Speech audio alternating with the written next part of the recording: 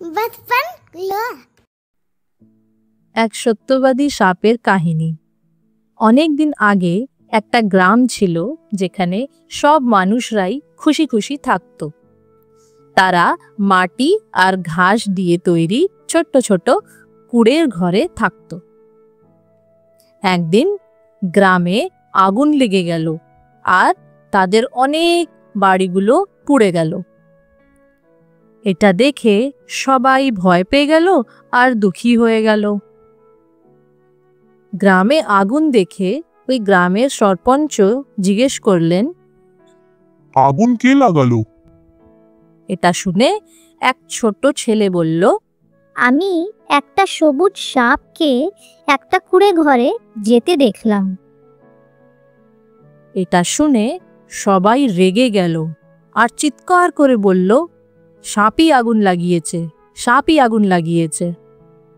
সবাই জঙ্গলের দিকে সাপকে খুঁজতে গেল আর দেখল যে সাপ একটা গাছের নিচে বিশ্রাম করছে।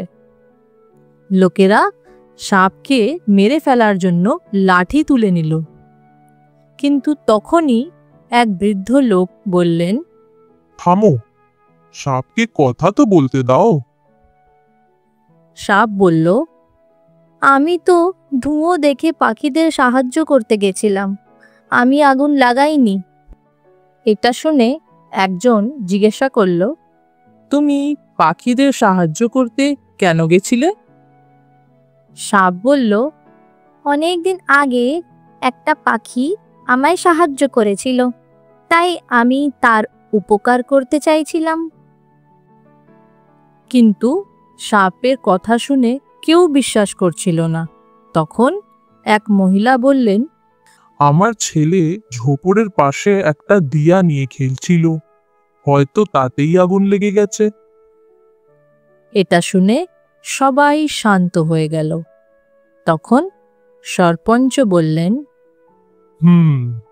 সাপ সত্যি বলছে, সে আগুন লাগায়নি, ছেলেটার জন্যেই আগুন লেগে গেছে।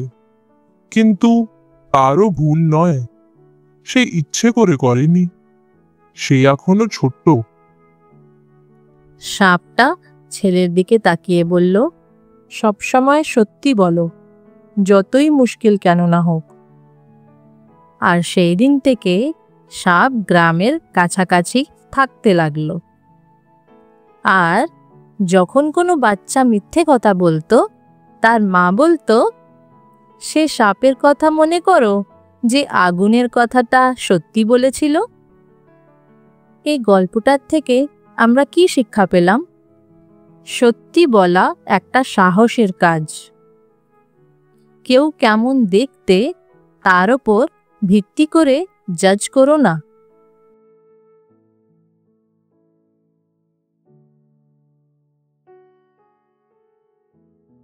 এই চ্যানেলটা আপনাদের বাচ্চার জন্য মৃদু ও শান্তিপূর্ণভাবে তৈরি করা হয়েছে। ভিডিও পছন্দ হলে আমার চ্যানেলটাকে লাইক, শেয়ার আর সাবস্ক্রাইব করবেন, যাতে আপনারা আগামী ভিডিওগুলো দেখতে পাবেন।